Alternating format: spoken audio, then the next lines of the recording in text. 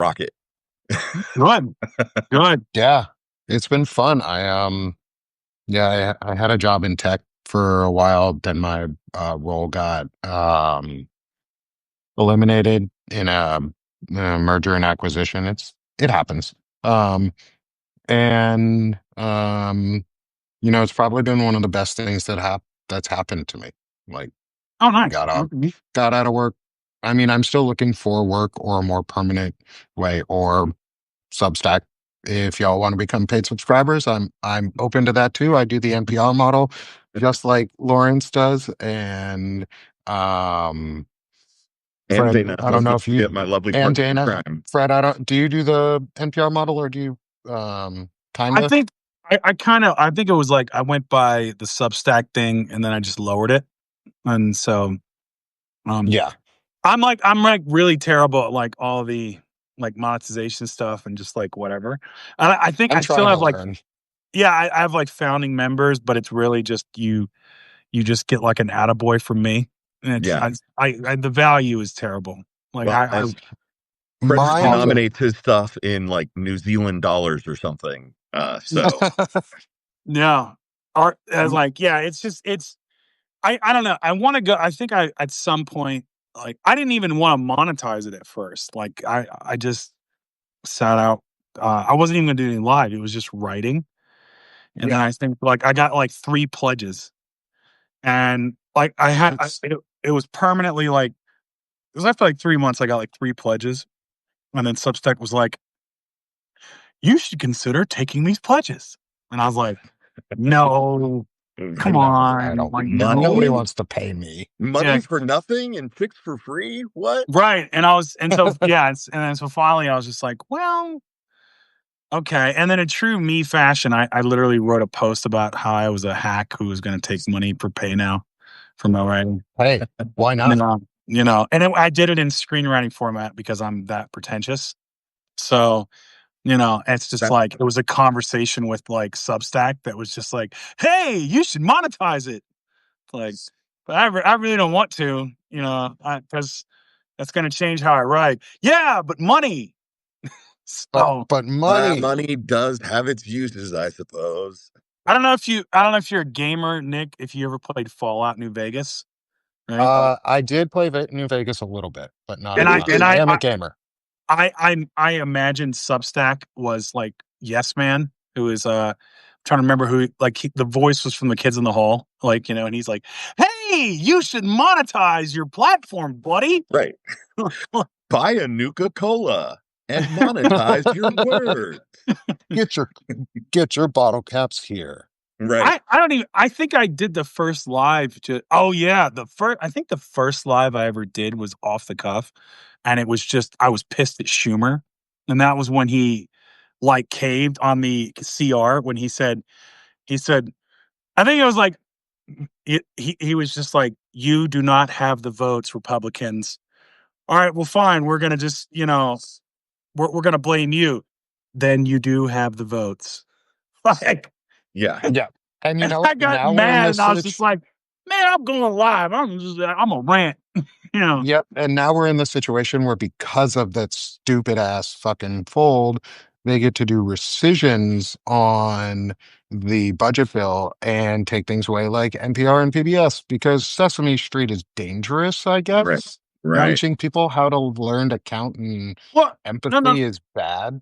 No, Nick. You see, it would have been bad if the Democrats had a spine and stood up to the Republicans because I forgot.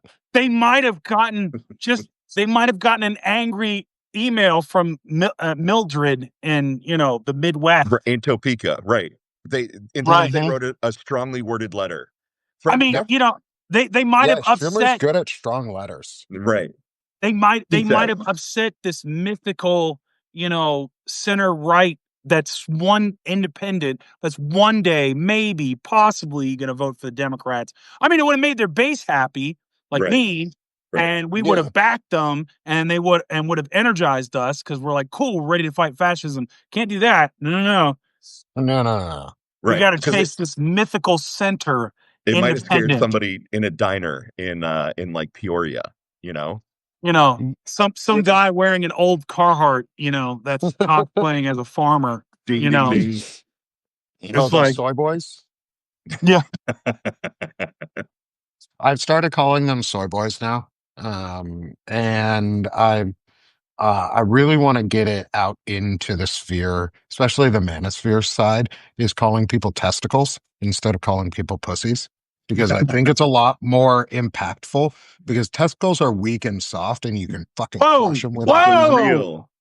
It's that old Betty White quote, But a pussy right? can puts a baby out. Right. Like Right. that thing pushes a baby out. My testicle ain't doing that shit. Betty White had that quote about like pussies can take a pounding. Pussies can handle anything. Testicles are weak and like you graze those fuckers and everyone and you cry. It's why it looks like I'm okay with it. It's why it looks like the Sarlacc on Tatooine. It's the worm from Dune. And now that we've established our nerd nerd pedigrees, mean, you couldn't tell by the Star Wars figurines I have, and I've got a Ninja Turtle up there. I'm a nerd, man.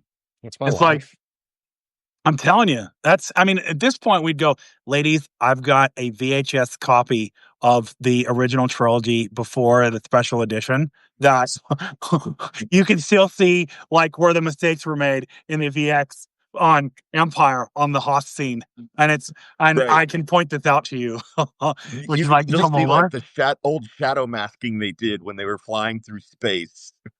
Yes. We laugh about it, but my oldest brother wore through a copy of the VHS of the original 3. And then my middle brother and I wore through a second copy of the VHS until our parents finally got the DVDs because they're like, we're tired of buying VHSs that you guys keep wearing through. Dude, I had I had the VHS and then it's like I literally bought a laser disc just for that. Just so I could get Laserdisc Star Wars. And then, did you ever do the Betamax players? So it's funny. My parents were like too cheap for Betamax, but I remember that. Right. And I remember going into Hawaii, one of the first. I live in Kailua, and I remember going in there. It was like one of the first places you could rent, and they had it split. So it was like one side was the Betamax, and one side was the VHS, and you kind of saw the technology. Like one side losing because the Betamax kept getting smaller and smaller and smaller, and the VHS it was like encroaching on it, and so eventually everything just became VHS. But I had a friend who had Betamax. The only problem was like his dad was, let's say, one of those that had the Betamax in the box in the closet. That's apparently why VHS won, because it was cheaper to make porn on VHS than it was on Betamax. It was. And so people bought more VHS players than they did Betamax players. They did. Hey, you got to have a reason. The reason we have VHS, porn. The reason we have the internet, porn. Yeah, well, yeah. And that's the early internet. It was flash videos and porn. I wouldn't know anything about that. I am a good Christian soul. I wouldn't know anything about that either. No, I was I've heard of this when the internet was happening. I've done the research. I've looked into it. Purely in an academic standpoint. Badger. Of course, you could call me young Goodman Frederick.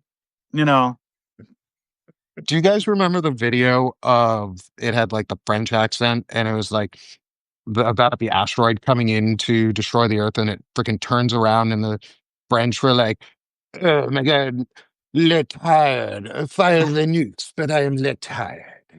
Le tired. I totally remember that.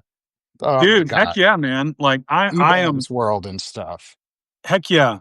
So and if you're in a red state like me, do you for experimental purposes, you may not know about this. Do you get the age verification pop up when you travel to certain sites on the internet? In fact, I do. I have seen that before. It's an interesting feature I've noticed that because of where our internet center is based out of, Texas, we have to follow their regulations on Yeah. things, and that's very interesting.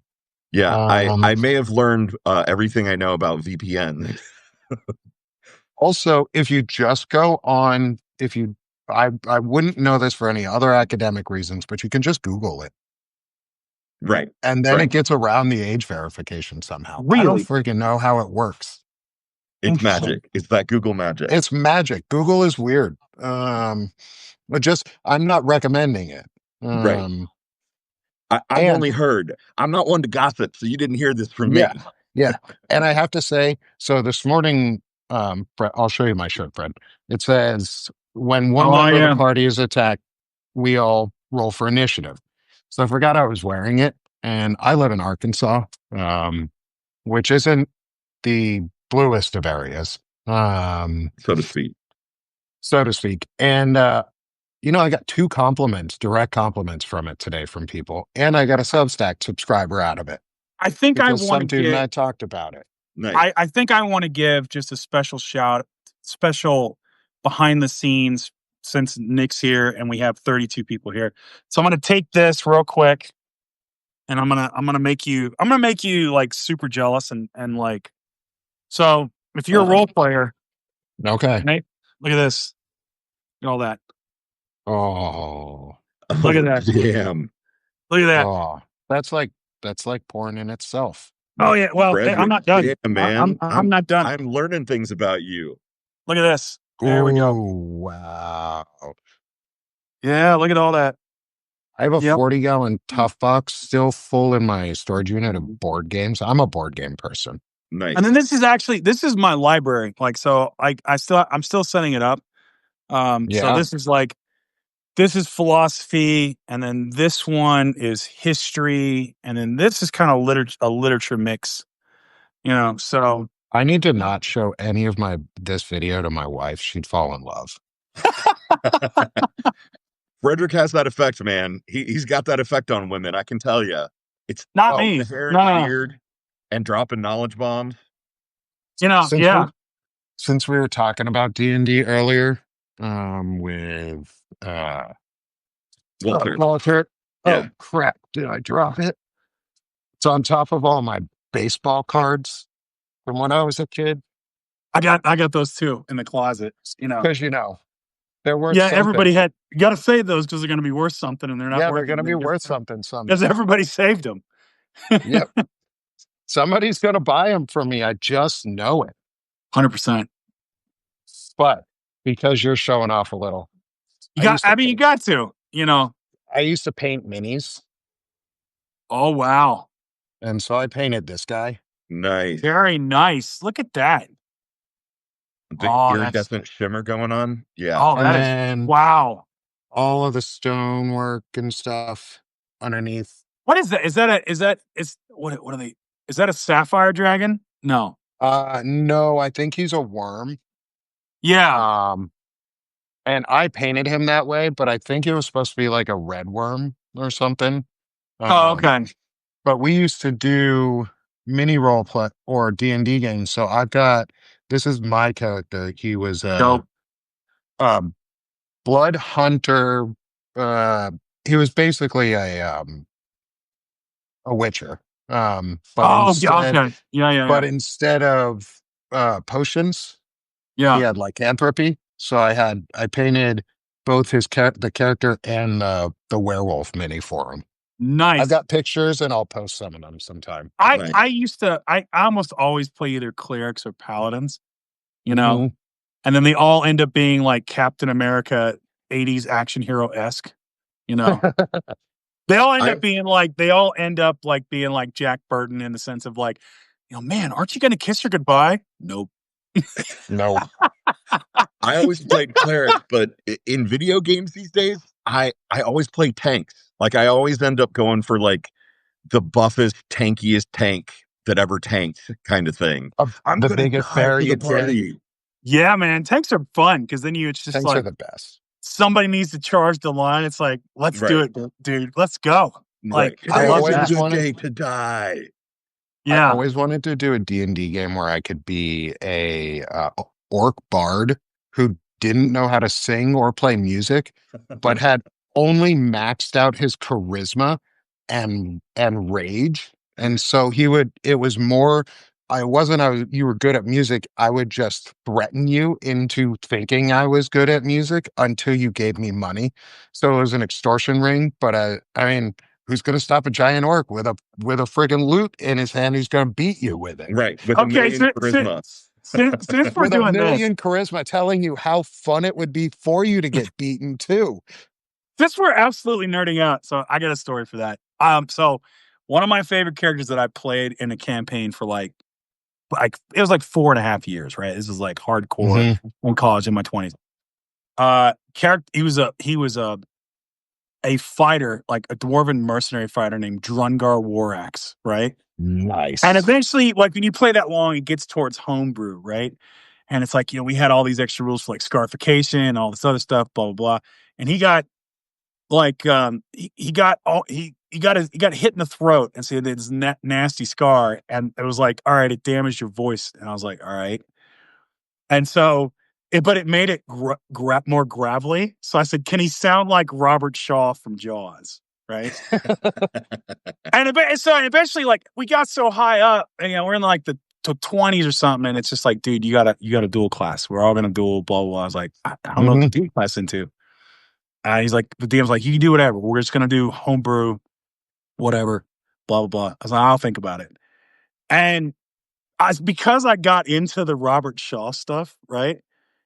Drungar would get drunk in taverns, and he would start telling people the stories of his adventures, like Robert Shaw in the Indianapolis speech from Jaws. We went down into the dungeon, pitch black. Even the Yes. infravision couldn't see anything thick as night soup. We could hear the kobolds scuttering behind the stone. And so, Yes. and Nice. one day the DM goes, "Your first level bard." I was like, Yep. okay. That's it. All right. So that's why he would go into the bar and I was charisma and I would have to tell a story and I would he's like, because the thing with my character, I was the one guy in the party that didn't want anything. We Yep. actually made up a house rules called the Drungar rule, which was you had all these people that would save up and they'd buy castles or whatever for, like their characters. And my character, no matter what it was, I said, okay, I want you to roll a D. We got to where it was like, I want you to roll a D10 and then roll a D4 modifier. And then that's what money he has left. Right. And there was a percentage chance. It was like, it was a certain percentage chance he'd actually owe somebody some money. And the DM loved it. And so he would just randomly put me somewhere, and it was usually after because the moment the adventure ends, Runger, I was like, I'm going to the fest hall, I'm gonna get the women, I'm gonna get this, da da da. And he would go crazy, right? Because it was like, he's like, man, we just survived this dungeon. Woo! Everybody else is like, I'm gonna take it to the bank, and then we're gonna convert this. And then that way, when I get a castle outside the land, then I can no, Drungar's just like, where the women at? Where's the Right. meat? Where's the Look at money? that Come on, thing. baby. And so he would do that. And then I was always broke or drunk. And that would usually end up leading to the next adventure. And so they call it the Drungar rule, where it's like, yeah, whatever the Drungar rule is this week, we're going to be going on that adventure. So, Nice. so That's my character always ended up being the opening, right? Whatever it Wherever the was, because president goes. DM just started using it, going like, okay, you know, it's I like, love when GMs play off it too. It's so much fun. oh yeah, and it just started with me. It was like, I'm gonna do all this. Is like blah blah. It's like, how much money you're spending? I was like, just take whatever you want. Like, it doesn't matter. and I was the nerd in your group who was like, I'm going to invest in an exchange traded fund at 5%. And yeah, so Dude, I the was that guy who was nerd. playing the wizard was like, he at first tried to get Drungar to invest in whatever he was trying to do, and Drungar flatly refused. And so it was the human priest who said, listen. Like they tricked him because they said you got to go up to Drungar and ask him for money and pretend you're broke and then take it and invest in it. And so so the wizard would come up with Star Story. He's like, man, I really need to get this component for the spell. could I mean, we just got paid. Could you give me like 100 gold? Oh, of course, yeah, here you go. Like, and he just give it to him, and then he go party. And so eventually, like that was the only way he got like a retirement fund, which he probably Nice. so he's just like, sure, yeah. It's like we're brothers. Like, yeah, take it, And he's like, you need Take any my more? money. Yeah, there you go. It's like, well, I could you go for 1,000. He's like, I gave you 200 because I need the rest. Like, so So yeah, here's that's how I got. That's how I ended up playing a bard. It was just I had a dwarf that would tell stories like Robert Shaw and Jaws. I love our group was pretty lewd at times. We made sure none of the kids were in our group. Oh yeah, Um, because so we already talked about my guy a little bit. He was a witcher who turned into a werewolf. My buddy was a samurai, nice. and so it was a bit of homebrew stuff going on from the beginning. Oh yeah, I got a bag of so I started out as the DM and I introduced the story and then I handed it over to somebody else because I was like, what? I don't want to tell the story. Somebody else is better at it. I want to play more. And the story did great. yeah. But we ended up slaying a troll, no, an ogre one time. And because my friend was lewd as shit, he decided that he was going to cut the ogre's penis off and put it, wear it around his neck as a trophy. The problem is things decay in Right. D&D. Like they don't just not decay. It's real. It's kind of real-ish.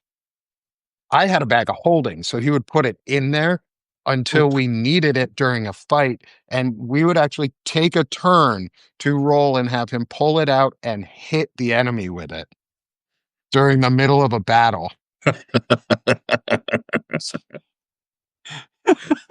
We got a little drunk while doing. Why do I feel Uh, like there's a D&D meetup in our future?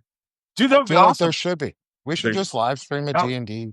oh, that would be awesome. I would be Dude, totally down. honestly, we could do the Substack's longest live stream of just like us and some other folks getting together somewhere and Playing playing. D&D, right? Yeah. Like, I mean, totally. Like, we could have a Discord invite. I would be down for that, Oh, absolutely. That would be 100%. For so sure. fun. Like that, dude. I've been playing since I was about, God, 7 years old, so Hmm. 41 years. I say like role playing and Dungeons and Dragons has probably been the longest consistent thing I've done over my life, right? Yeah. I've been doing it since I was 7. Back then, it was like, for anybody who grew up in the 80s, like, what was your first character? I played barbarian named Conan. That's my first character. It's like, yep. See, I always name my characters after a book series I really liked. I Okay. grew up I found an author named Sarah Douglas. She was an Australian author. Put out a set of trilogies, two sets of trilogies, and then a follow-on trilogy. I don't even know if she's alive anymore, to be totally honest. It's hard to find her books. Um, but it was a series called the first trilogy is the Axis trilogy, and then there's the Wayfarer Redemption trilogy. I think I've heard of that Bas- one. um, and Yeah. s- and so it's a set of books about there's three races on a planet. There's human, Ikari, and more of like a forest, somewhat in the middle of the two. One is based on land and very much a druidic based society and Yeah. earth, like living in harmony. The Ikari are angelic. They have wings. They sing. Their magic is through singing and their voices, and they create. And like I grew up, I went to school for music. I took voice lessons. These books like influenced what I wanted to do in life. I always wanted to have like a giant set of fucking angel wings coming out of my back Fuck yeah. because I was like, yes, I want to be them. They have huge ass long lives. They live like they're supposed to be immortal, but it all represented the whole diaspora of like human race and then getting together and building a society and then it all collapsing. But I always name my characters after one of the two brothers. There was Calum and Dragonstar. Calum was the oldest brother, or Callum. He was the oldest brother. He was technically like the star son, which is was supposed to be the prophesized ruler, but he wasn't. It was actually his younger brother who was. And his younger brother knew it, but nobody else did. So they took all his powers, and there's this whole story about the redemption arc to get to saving basically the universe from being destroyed by darkness. And sounds a lot like what we're going through. And hell and evil and all of the things that just kind of suck. But it got me into music and stuff. And Dope. like, and I always name my characters like Drago. And I was like, yes, I'm gonna be like this ranger who's a little bit seedy with, "Oh, I'm just gonna stab you in the back sometime. Like I might stab your kidney and take all your money, even if you're my friend. Just watch out." Um and it was We're I taking still do notes it. for this upcoming D&D game. Like I I play Diablo. Like Diablo has been one of my game series because yeah, my yeah, yeah. computer science teacher in high school, her son worked on Diablo 2. And so Oh, okay. there was a big ass Diablo in our computer science lab at school, and it was so Yeah. cool. I used to play like the former military, like paladin, very honorable, that kind of Hmm. thing. Like samurai. I grew up in Hawaii, so Japanese culture was like, Yeah. you know. And then as I DM'd for a while, and then I started writing, and then I can still play those characters, and I still do. But what I learned, what I really like enjoyed later was playing the face character. Was the one that was really high charisma that like and so I purposely went like the other direction where it's like I didn't have any combat skills. Everything was social. Everything was like negotiation. And so like I was the fast talking guy that could get people out of stuff or, and it was just and so I've really enjoyed much more. And that kind of came about when I had an NPC hireling Hmm. and he was supposed to do that. And so like instead of playing the iconic stoic, like warrior, like it was like the DM was like, "Look, you play your hireling. I don't want to play him. You do it." I said, "Okay." And so then I found out like I had much more fun playing the hireling than my main character, and I would switch off like he agrees, you agree, right? My character, see, he agrees. And so See, What is it? I Did you told you guys ever play this is a good Dragon idea. Age? Wasn't like charisma and slick talking one of the skills in Dragon Age that you could level up so that you could literally Think avoid some so. battles entirely? yes, yes. And it's funny because I love getting in groups where I can do that, and the DM lets me, or the DM or whoever's running it lets me roll with it. And the combat tanks are always the twinks are always so mad. They're just like, "But I wanted to kill stuff." I'm like, "But I didn't want to spend 3 hours rolling dice. Right. So I just let's gotta I go." find it, didn't want to man. You're kill good. stuff. Yeah, it's like, but we didn't kill anything, and we got paid. What's wrong? Like this is great. Yeah, I didn't Like waste any of my health potions. What are you talking nothing. about, man? It's like we're ahead. It's well, it's like, Well, yeah, but I want to get in the fight. It's like, okay, fine. I'm gonna go over here. I'm gonna stay over there. So I'll hang out over yeah, here. I'll send the NPC in to fight this time. yeah. So probably if I'm telling you now, if we run a game, I'm gonna be the face. Like I'm just calling it. Like I'm just gonna end up being the face. Cool. So I'm gonna yeah, be the tank. there you go. You be the tank. I'll I be don't the know. face. I'll be the face character. I'm just gonna shoot people with a bow and There maybe you stab you go. in the back a little bit. It's like, look, you're either gonna be pincushion or this guy's gonna freaking run you over. Or we could talk. It's like, and Yeah, my friend over here is gonna shoot you. You want to talk to me instead? I guarantee you, I'm the less prickly option, somewhat. Your purse will stay attached to you if you talk to me. Why do I feel Maybe like Ghislaine Maxwell is having this exact conversation with the Department of Justice right now? that is a great That was a transition. smooth That transition, was Lawrence. Yeah. there we go. Now the people are like, finally, less Yeah, nerd stuff, Epstein. more politics. More politics, more Epstein. That's what we want. None of us want this. But God damn it, is it going? I mean, it's where we find ourselves. We have to talk about it. You Yeah. know, I'm doing my part by making wire memes. I'm going to go through every single character and put to release the files. I'm going to Nice. just so yeah. I'm what do you guys think? Do you think that I know she's moving for a pardon. I would if I was. Yes. Sure, Or a of course she commutation is. of her sentence at Yeah, minimum. yeah, Yeah, well, yeah, and I mean, I'm almost certain she's going to get it. What do you think? Commutation, time served, or what? What do you think? yeah. I think Um, it's time served, and yeah, some kind of guarantee that if she keeps her mouth shut, that she's immune from any further prosecution for anything, for sure. Yeah, I mean, because the Trump's DOJ could absolutely make that deal. Yep. Yeah. Um, It's the Department of fucking Justice. They have wide latitude in negotiating. but here's the thing: is do you think like Letitia James in New York might take up the cause if that happens? If she might be indicted on state charges, because that's the thing, right? I mean, unless she leaves the country, you know. Um, but yeah, yeah, I think. Go ahead, finish, please. no, no, Sorry, no, I no, cut that you was off. it. Like I don't really know what she's gonna do, but I know that I know Trump's gonna fold like a cheap suit. Like I know, like because there's no way he wants this out, even though it's Oh gonna yeah. come down.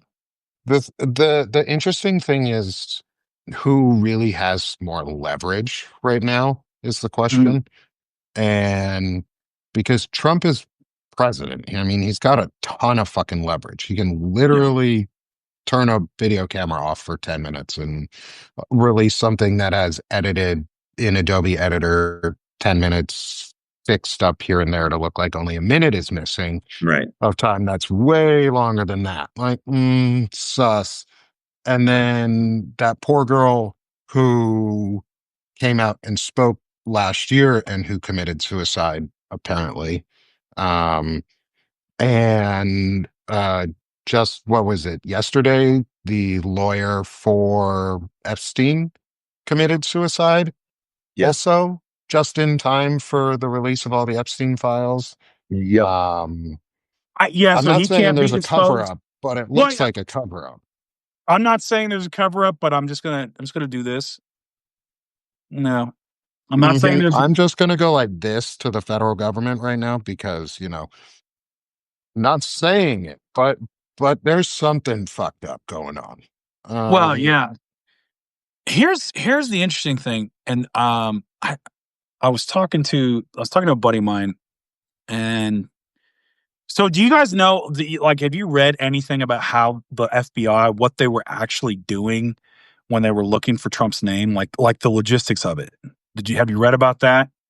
I've I read a mean, little bit about it where they didn't really read anybody in correctly. They didn't secure it. Yeah, It because was they like put a it all on a thousand shared people. spreadsheet. They put it on a Hmm. shared. So here's the thing. So instead of having compartmentalization, right, to where that prevents leaks, where you say, hey, Nick, you go work on this section and then you send that up the chain, but not to me. Lawrence, you go over here and I'm going to work in here. No, no, no. We're all going to put our findings all on a shared spreadsheet. So then In you can Google know what I'm Drive or working. some shit. Yeah, so you know what I'm working on, and I know what you're working on. And if I ever get Makes it pissed off, easier. yeah, if I can get right, pissed right. off, I could go, wait, Lawrence found this. Let me take a note. Oh, Nick found this. Let me take a note. Yeah. Yep. And, I hope this and Yep. Google so, spreadsheet is secure. Oh yeah, I hope they didn't send it over Signal. Right. right. And again, let's see, are there going to be more leaks? Oh, almost assuredly. Almost assuredly. There are absolutely going to be more leaks. So, yeah, it's just, which is fine. Oh, I'm There back. needs there needs to be more leaks, 100%, but, you Absolutely. know but, there most assuredly will be more. I Oh mean, yeah, and is JD the one who's causing the leaks? yeah, Like what is he up with went that and met. suspicious meeting he took with Murdoch, right? Yeah, Well, because what's up with that? the elites are done with Trump. Like, they're done. Like, Hmm. they're the They're moving 25th. on to the next stage. Yep. The 25th Amendment's gonna be invoked. That's Is my hot take for everybody. 25th Yeah, Amendment's coming. I think that whole thing soon. was signal that Pete Hegseth, that little barb that came across the way, I think that was not so much to fire him as I'm like, hey, you want to play ball, you better be down with this 25th Amendment that's coming. Right. Mhm. Right. They're getting him on board. And yes, if Vance becomes president, I think Hegseth is out, right? Like it's going to be a house cleaning, don't you think? I think he's gonna clean some of the house because not enough of his tech bros are in it. Yeah. And Don Jr. isn't anywhere to be seen. Eric's not anywhere to be seen. Yeah. Where's all the kids at? Like, Yeah. what happened to his family? What I think they're department going to is rip the. Peter They're going Thiel to. going to be in charge of? Yeah, they're. That's the Well, scary one. yeah, The nihilist of death. Yeah, they're going to rip the Trump family apart. I think they might. Mhm. There might be because there might be something that they can say, hey, you can do fundraising here or there. But what I'm curious is when this happens, like, does Trump still have enough juice to like go at them? I don't think. I bet Murdoch. They're thinking he doesn't. It's because of the pet. Because he's a pedophile. Right. He's a Because pedophile. It's going to come out that he's all, we already know he's all over the files, but there will the be DOJ confirmed it. right Pam Bondi told him. in May. I put Yeah. that in my poem. I put that in my poem for today. Well, That and one. he's got the whole intravenous insufficiency thing, right? The The he's big got the congestive Kangol heart thing. failure. Yeah, he's dying. Right. And I'm not Breathing. saying that as he's an old man who's unhealthy and has been for a long time, who's pretty down on the demented side for dementia. Like Yeah. not like any other type, but the true meaning of like he's got dementia of Yeah. some sort. Or it seems like it. It looks like he can't remember things. He shifts topics too quickly. He doesn't know names. He doesn't remember anything. Like the man isn't there anymore. He's a shell. Yeah. And the only thing that I would say maybe not 25th Amendment is because then they reveal their hand and they just Right. let him ride it out and because he's a shell and just let him talk nonsense. The Yeah. problem is doing that, they're going to kill their brand unless the point is to kill the Republican Party, but not the idea behind it. That's the really scary part is the America Party, which is what I actually think JD Vance is part of. And I think part of all of this is the coup of the coup, like you're talking about, Jesus. is when they 25th Amendment him, Trump stops being president until it's over. Like that's what happens when you get 25th Amendment. You are basically not president anymore. You have no power. And what's JD interesting Vance is is going to change his party. That's my prediction. Wow. So technically, when you get 25th Amendmented, you have the ability to appeal it, right? You appeal it to the Congress. And so there is a weird interstitial period where Trump is not the acting president. JD Vance is the acting president, but Trump could appeal. And we could end up with an internecine battle between the two where Trump is fighting to hang on. That's the only thing that makes me think they might not go 25th Amendment is it gives him some recourse. And you've seen because he appeals appeal anything. Yeah. They could pull a Nixon. They could pull a Nixon on him. They could pull a Nixon where it's like he's forced to retire, but they keep everything hush hush. They don't release the files, and I mean they could pull a JFK too. Well, the first time. Yeah. It's not the first time the U.S. government has done shit like that. Like I'm not advocating for it. So no, Nick, you have to I know this is our first show, but dude, you can't tease me like that. You can't tease me like that, brother. I think we're gonna have some good shows together. I think we're gonna have a lot of fun. Oh, just for a I just got a chill down my spine. I went, whoo. Just for a special preview for everyone. Tomorrow, Fred and I are gonna go live after Lawrence and Dana's Fucked Up Friday at 10 a.m. Central Time. Oh, yeah, that's right. So come hang out with us and, just have some shit talk. Tune in for Fucked Up Friday because it's Dana's birthday. And tune in for Fucked Up Friday. Hell yeah. Yeah. Because it's awesome. I don't think the Epstein files are ever going to see the light of day. I just don't. I think they are, but not in the way we expect. Because I was listening to Aaron Parnas Well, I was listening to Aaron Parnas talk about it a little bit yesterday, and he's a lawyer. Like he actually went to school for law, um, and practiced it. He just became a incredibly good media person. He Yeah. was talking about it yesterday. Was like some of this stuff isn't ever going to come out because there's still ongoing cases around Right. it, and they can't let it out because of it could tamper with or it could disrupt the case that's going on. But he was also saying one of the things they could have done or could just do is black out every other name except for Trump's and show exactly where he was and exonerate him. Yeah. If they wanted to, if he wasn't in it in a terrible way, which would take, Right. thousands of FBI agents and a shared Google Doc, Right. which, oh, Well, by the way, is not how you do InfoSec or intelligence things like that. There's a reason the clearance is called TSSCI, which is top secret compartmentalized information.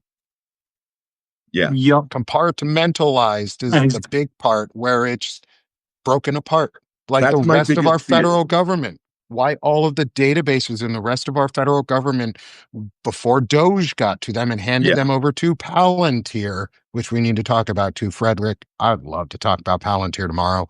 Oh I yeah. hate them. I hate them. Hate them. But I don't understand. I mean, I met two wonderful immigrants from Russia, Yuri and Yorgi, and they just want to know how all this stuff is done. What's the harm in showing them? Yeah, Yeah, You what's the know, harm? I'm what's sure. They the just gave me a harm? million rubles, so what's the harm in it? What's the harm? Put it in a bathroom and just put a cheap lock on the door. It's fine. Dude, my Yeah. biggest fear, Nick, is that they're going to release the files. They're going to redact a bunch of shit. They're going to show like the time that Trump, took Epstein shopping for his house remodel, but they're going to black out all of the negative shit. So it's going to look like he's exonerated, but he's No, they not. will, because Well, that's they're already floating that in the MAGA space. mhm. It's like you're getting this, like you're they're saying, So well, weird he's how they're in advocating them, for but yeah, pedophiles. yeah, he's in them, but is he a subject of investigation? He could have just been a cooperating witness. Right, You're right. like, Mhm. okay, yeah, Yeah, it's mhm. funny how they've so quickly changed their tune from pedophilia is bad and wrong to pedophilia is kind of bad as long as Trump maybe didn't do it. Like Yeah. they somebody asked Marjorie Taylor Greene that yesterday, like, how do you feel about Trump being in the Epstein files? And her answer was, I I I don't know. I was like, that's it. Yep. You broke Marjorie Taylor Greene. At We least he's broke honest. I Finally. mean, we broke her, which is what needed to like we need to break these people until they finally see the light of day because it's a cult. Yeah, got to break through somehow. Yeah. what infuriates me is just like, and this says something about our media, our corporate media space, is Rupert Murdoch could have done this at any time, Oh, at any absolutely. time.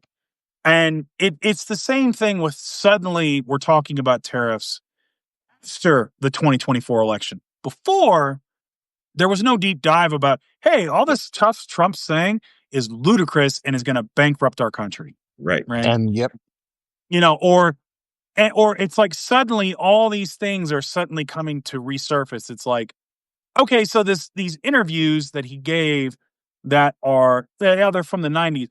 No one could do a deep dive. There's no research team that could have Seriously. done and pulled all this up and done an expose on In any of this stuff. 2016, in yeah. 2020, in 2024. During all those investigations that were Right. going on and credible accusations from these women, I mean, he's literally credibly charged by definition in New York of, I'll say it as they put it originally, was sexual assault, Right. but it was changed From to rape. the other thing. He's an Yeah. adjudicated rapist. He's an Yeah. adjudicated rapist. Right. Like Yes.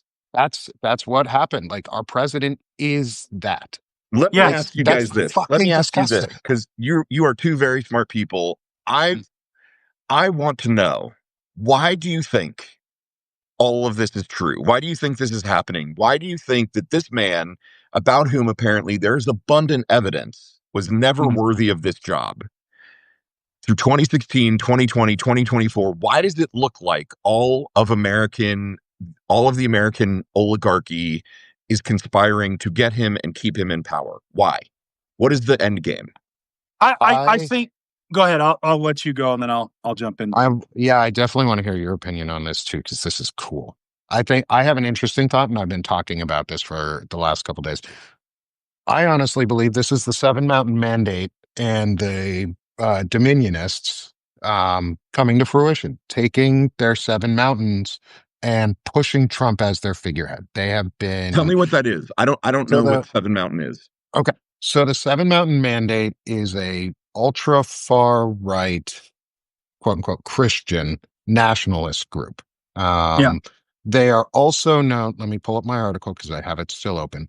They are also known as the New Apostolic Reformation, or Seven Mountain Dominionism. What it is a ultra far right group that was founded in the late or in the 70s. And their seven mandates it's a mandate, it's mandates from God. They base their entire viewpoints off of Genesis and Revelation. I'll read the quote from the Bible too that is part of their inspiration. It is Genesis 1:28, where God tells Adam to fill the earth and subdue it, rule over the fish in the sea and the birds in the sky, and over every living creature that moves on the ground. Their goal is dominion and apocalypse. They're an apocalypse cult.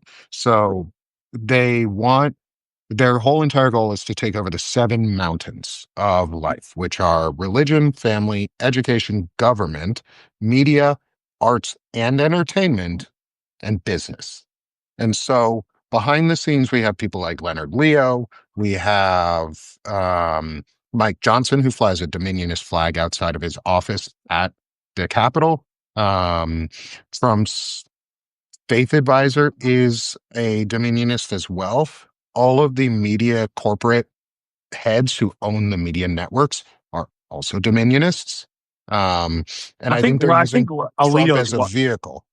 I think Alito's wife is too. Yeah, And she. and they're using Trump as a vehicle because JD Vance isn't charismatic enough to do it because JD Vance wasn't Catholic not too long ago, and Right. Catholics have their own form of dominionism as well. Slightly different. It's not part of the NAR or dominionists on the Christian side because they don't always get along. Right, Um, right. Because they're but going to it's fight still an after it's over. apocalypse cult. They're go- No, no, they're not because they're all going to be raptured. The whole point is to gather all of the Jews into Israel, rebuild the Temple Mount, and start the holy war that brings about the second coming of Jesus okay. so that they Yeah, can be raptured. it's why they really that's why they really push for the embassy to be from Tel Aviv to To Jerusalem. Jerusalem, Mhm. right? That's The one of the Mike problem main. with Huckabee the is a problem with building dominionist the as third well. temple on the Temple Mount is that there's already a mosque there. There's a very, Yes. very sacred mosque that And occupies that's that how it space. would spark a holy war. The Holy And War. that's kind of what they want. They want the holy war. They want an apocalypse so that they can tear everything down and turn what's left into their kingdoms and fiefdoms. It's the tech oligarchy has merged as a alliance of convenience with the far right nationalist Christian groups. The thing is the tech oligarchy is going to win. They have Yeah, more money and they're smarter. and it depends on like for and getting into this religious stuff because this is like a fringe kind of thing, and it's Mhm. definitely among sort of the rich set. For Lawrence is like some of them believe the rapture is you ascend to the kingdom of God. Others think that God literally comes down on earth, which is closer to Judaism, and establishes the kingdom here. Right, Right. So that's why location. So like Armageddon, like it's taken for them, it's taken literally. It's the plains of Armageddon in the Middle East, right? So and yeah, there are people that absolutely believe this stuff, and they act on it and they have their little, societies and stuff like that. But like for myself on I'm not discounting what Nick's saying. That's absolutely, 100% legit on a more macro scale, part of why this is happening in our media landscape, and I'm one of these people that goes with sort of like what's the laziest thing, and then people that get into habituation. We've had a media that has been more profit centric and more sensationalist centric, and Trump is that person, right? And it's politics is it's no longer boring. It's just this and so that's why we're all exhausted, and that's why we're all tired, Mhm. right? Because just like our D&D conversation, it used to be political wonks that used to have these like, well, if we actually pass HR 51.5, the 2.7 tax is not quite right. It should be 4.3, and that should actually be a tax on state rather than I would say county. Like it's you're gonna fall asleep with that crap, right? Yeah. Whereas like, you know, Trump's an entertainer. right. I mean, when he met with those African leaders, the people from Senegal, as soon as they're done, he's like, he forgets where he's at, and he's like, is that good for everybody? It's like, I think we did a good job. Like he's on freaking set, like Right. he's Mhm. talking to actors. Like That's all they are anyway. That's a yeah, cabinet. yeah. I do Pete, agree. yeah, Absolutely. Pete Hegseth got the job because he's photogenic, Right. because he looks Mhm. good on camera, Right. His right? audition was Fox News Weekend. Right. Exactly. Yep. And he got up in front of a war board and was just reading a teleprompter, and Trump's like, "That's my guy. Right. Like that I guy like knows him. He war. looked good. I like his hair. He knows war. Why isn't he the Secretary of War or Why Defense can't or whatever?" I Right. be We're as changing it. pretty as him? His body is much better than mine. I would like to clone myself into him, but I don't know how. Can you please put it in a picture book for me? Because I Elon, can you do cannot that? read. It's like Pete Hegseth is a good looking guy. Not as good looking as me when I was younger. I was much better No looking. one's as I good was looking much as better I looking. am. So much My better legs are looking. so And small. and if you ask people, I ask people, I say, "Am I still good looking?" And they're like, "Sir, you are absolutely the best looking guy." And I said, "Well, I mean, what am I going to do? I Argue?" mean, he's 6'4" and Sir, you're 225 with so 10% body fat. Yeah, come Oh, on. yeah. Come Right? on, like, You know what? oof. You know what, guys? So am I. So are Yep, you. me too. Look at this. Me too. I'm Love it. I'm s- I'm 6'5" and I'm 360. So, like I had been two something and since I was in Right. like 18. You Oh, well, know, that's close. That's close. it's like Those numbers, they don't mean Yeah, no, it anything. doesn't, They're so small. No one's ever seen anything so tiny before. Uh, all right. Let me ask you this. Going on the crazy biblical dominionist thing. Did yeah. you see the news from Yeah. 2 weeks ago where Israel did a test run of Hmm. the burning the red heifer ceremony? Right, a Told you. test run, a test. Yep. You were talking about this with Opinionated Ogre, right? Yeah. It freaks me Um, out, right? Like, oh, we're just yes. practicing the ceremony to see how it goes. It's like, No, you're okay, not. but you're not going to take those ashes and go try to, purify the Temple Mount with them so that you can rebuild the third temple. That's not Yeah, what you're BB, doing. I sure believe you, BB. Like, Right. with Yeah. all your war crimes and Yeah. uh, Corruption and Nobel Peace genocide. Pri Nobel Peace Prize nominations for Small Hands Trump doing his thing, Yeah. bombing Iran once. Like, seriously, he countermanded the orders of the generals who said we should, if we're going to do this, we need to do it in waves, like do it the right way. Yep.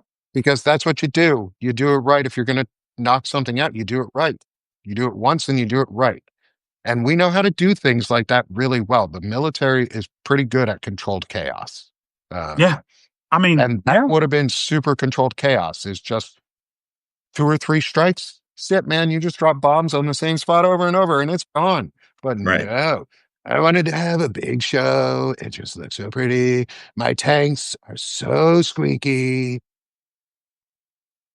Whoever did that in That the That army, was really good. to That have was a really Trump good. off because you both who, kind of got the voice down. No, he's got it. That one was great.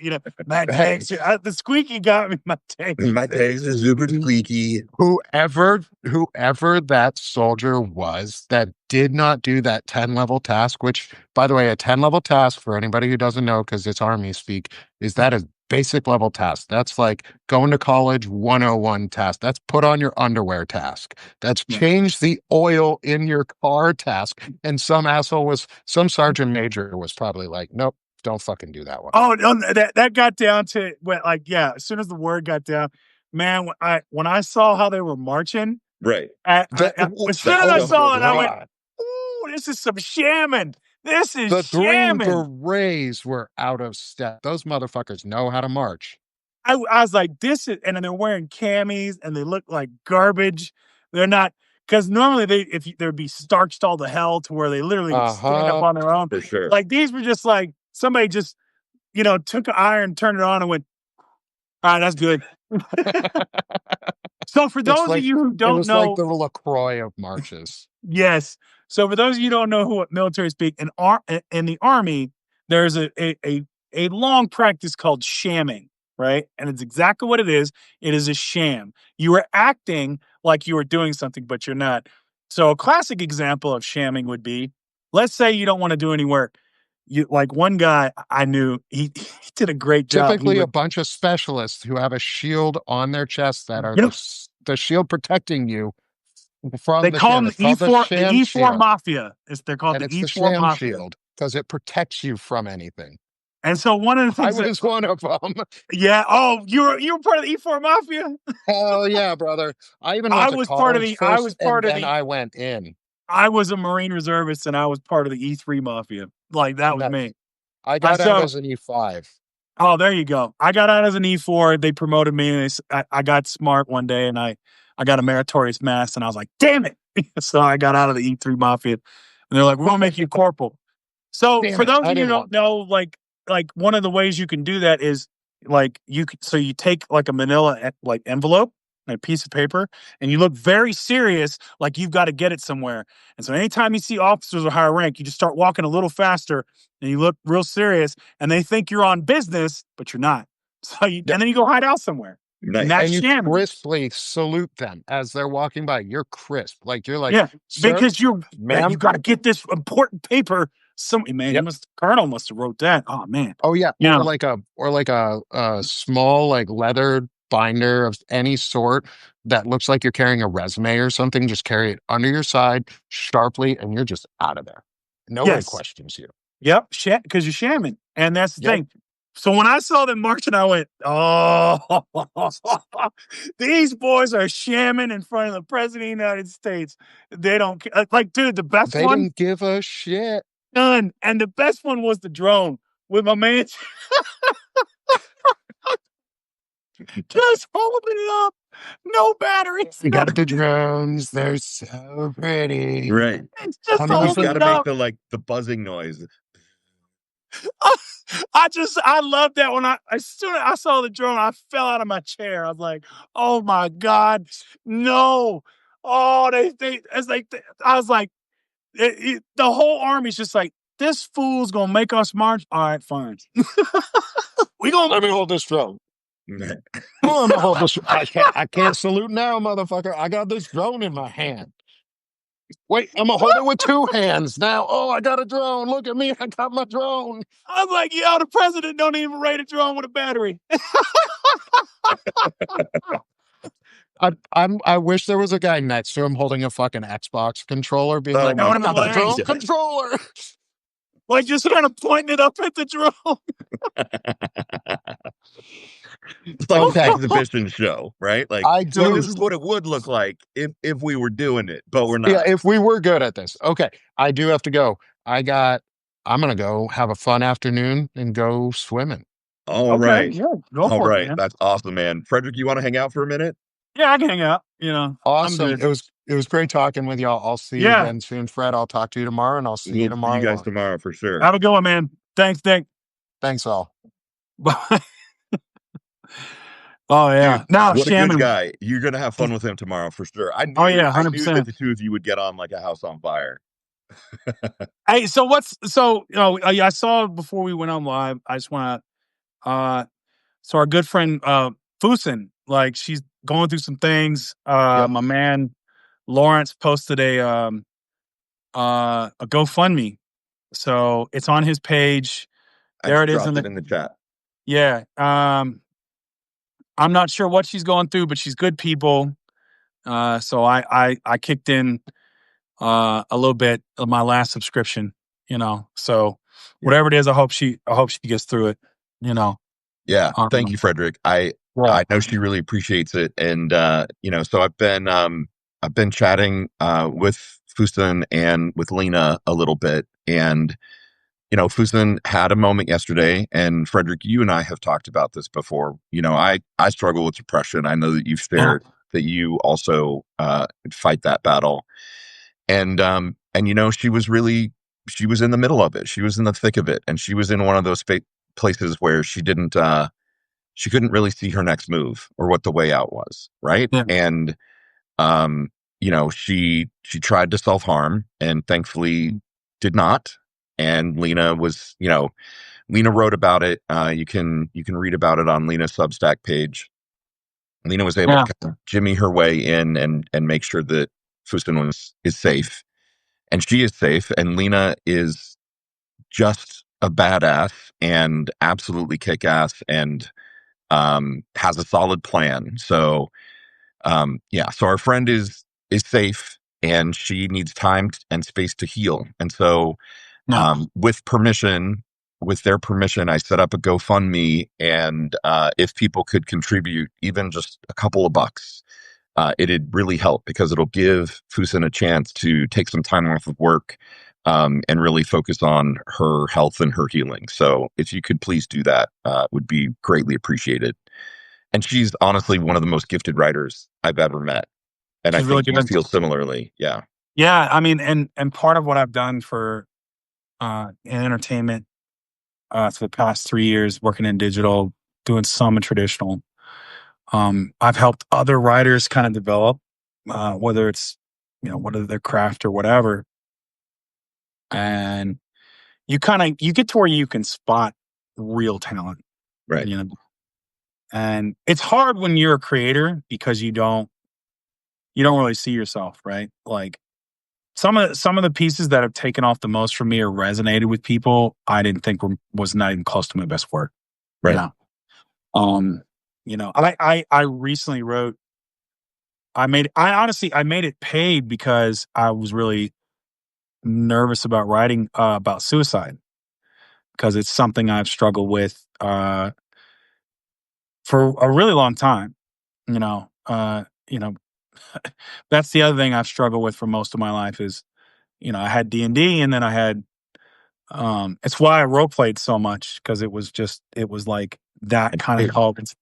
It helps shift the mindset, right? yeah, You know, because if you're a paladin rushing through a dungeon, or you're trying to, help the innocent, you're not thinking about ways to self harm, right, right? And it kind of, stimulates enough of that dopamine or cortisol or whatever, just like to get your brain, you know, working again. And, I wrote about it, and I never really kind of laid it out there like, hey, man, this is what it's like to really have these thoughts, you know? And I didn't think it would be well received, because most of the time when I talk about it straight out, it's like it freaks people out. Like, because it's just, if you're joking or you're this or that, and then you kind of open up about, like, yeah, man, there's times I think about just being done. right, And they're like, and I've met people who are like, "Oh, I never thought about that," or like, wow, I can't believe you, and it's just, it's a framework I don't have, because I've had this my whole life. You same, know, I've had it my whole life, and I don't envy anyone else that has it. Um, it's not something I would wish on right. Your worst anyone. enemy. Yeah, Yeah, no, it's horrible. I just went through it that's why I wrote that piece. I just went through it this past weekend, because it's just, I've had so many things right now, like with my mom, and then, like, my everything in my life is in flux right now. yeah, Everything. And it's just, it's a mess, you know. I'll get through it, but I'm always better at, like, trying to help other people. instead of like really trying to help myself. Cause it's like, I don't like focusing on myself. Really don't. I have to, but if somebody else needs help, I'm like, all right, okay, cool. Like, Yeah. and I hate that for her, man. I hate that for Fusen. I mean, and cause, and my, your first thought's always, yeah, but she was doing so good. And it's just, but yet the other side of me is like, well, how Right. it goes. Right. That shit Yeah. just comes out of, it just come out of nowhere. And you put on a good face, right? Yep. Like I think it's different for different people. So I don't want to project my experience onto anyone else, but I know for me, there's often a period of time where I'm fooling myself in addition to fooling everyone else, right? Where I'm Yep. starting to feel those feelings and think those thoughts. And I'm like, oh no, no, I'm just gonna, pull myself up by my bootstraps a little bit harder, and I'm gonna put on the smiling face, and I'm gonna do the thing. And then there's a morning that comes along where I'm like, I don't fucking want to get out of bed because I'm not sure I want to be here anymore, you Right. know? And so yeah, I think it can sneak up on you, or you can fake your way through it for a while until you just can't anymore. Yeah. I mean, that's exactly how it is because it comes slow, right? And there are times that you can kind of turn it back, you know, and so it's not like the best way I could describe it for me is like, you have like this, you're going along and it's like, like, I got to get this done. I got to get this done. Yeah, man, I'm busy and things are good, and it's just, and it's just like, man, it's a lot. It's like, you just put a gun to your head. You're like, what? Like, where the fuck did that come from? Right. Like, no, no, no, no, no, no. Mm-mm. No. I'm just, and then, the anxiety starts to quick pick up, right? You're like, nah, all right, I'm just nervous. I got a lot. I'm moving at a fast pace. You're going to be all right. You're going to be all right. Just push through it. And sometimes you can. And then, like you said, it builds and then it builds and then it builds. And then, and you think to yourself, I can hang because there are other times you have hung in there and you were Right. okay. Right. But for whatever reason, this time, it's all of a sudden, it's just like all that little weight that just keeps being added on and being added on, it pushes you down. Yeah. And then you find yourself slammed to the floor and you're like, oh God, I'm in trouble. Yeah. I'm in real trouble, and a lot of people, it's like, well, you can call and you can get help and you can reach out, you know, but you don't, you know, you know, because your mind at that point is not in the right, it's not in the right place.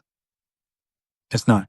You're like, I don't want to bother people with this. Why would anybody want to listen to this? You know what? I was like, man, what's I mean, people say, hey, you should call your therapist. I'm like, what the hell's talking gonna do? You know? Yeah. And yeah, I mean, it's honestly one of the big reasons I don't date, you know, because it's like, man, I ain't trying to vomit this all over somebody else. Yeah. That's not fair to them, you know? I mean, yeah, again, like I don't know your experience, but I definitely get to moments where I'm like, I don't want to talk about it. I don't want to I don't want to share it with anyone because I'm so tired of thinking about it Oh, that like telling I feel boring, right? Like I feel so exhausted with it that I don't want to share it with anyone because they're going to say like, "Oh, but what about oh, it's not that bad." And it's just like, "No, no, no. It all fucking sucks." And I mean, living in the time we're living in, I'm sure that all ages have been difficult for the people who live through them, but living through the destruction of American democracy feels particularly fucking defeating on many days, yeah. right? And like it's an extra piece of bandwidth overload that makes my hope shut down, you know? I'd be lying if I said, man, it didn't affect me. Even if I contextualize it, even if I can come up with some smart, objective thing. Well, you got to look at this, you got to look at that. Da, da, da. No, it still hits me. I mean, it's just, you know, like the fear of this or what's gonna happen here or like and then you add on real life. Like yesterday, I walked into a meeting. My mom's been struggling with memory care, right? Yeah. She's broken out 3 times. Like, the God. kitten is in my house now in this room because she kept trying to give it away or put it outside, because it's a Oh, kitten. So the idea we thought that was a good idea wasn't a good idea. right. So now it's, she doesn't want to take care of the cat because he'll jump on the bed and and so but then also you got to take it away. So then there's that problem. So I walk in there and can already tell the vibe because it's like I'm meeting with 3 women. And like, here's the assistant director, here's the care coordinator, and here's this. I was like, oh, yeah. All right. I was like, and then they give me, well, here's your mom's progress report for the first 30 days, even though I'm going a week early. It's that thick. Oh And God. I go to not infractions, but like, incidents is what they call it. And there's 30 of them. And I've been in operations management. I know how to read a file where it's just like, so I'm skipping to like, oh, here we go. Here's the meat of it. Set it down. And so they're like, first of all, we want to say that, we really do care about your mom's care, and I'm like, Oh I shit. appreciate that. I appreciate that. Da, da, da, da, you know, and, it's like, and so then there's a pause. And I said, hey, just lay it on me. Just go ahead. Well, she's been disruptive and da, da, da, da. Long story short, we're going to have to up her. I thought, okay, they're going to charge more money, a little bit more. So it went from basic care to enhanced, which is an extra 1,500 a month. Jesus Christ, Frederick. Yeah. So it's like I got that dropped on me. So then while I was like, man, I need to go get something to eat. I was like, all right, let me go we'll try to make this up. Right. Let me figure this out. So then I go get me some burrito tacos, a little cerveza, come home.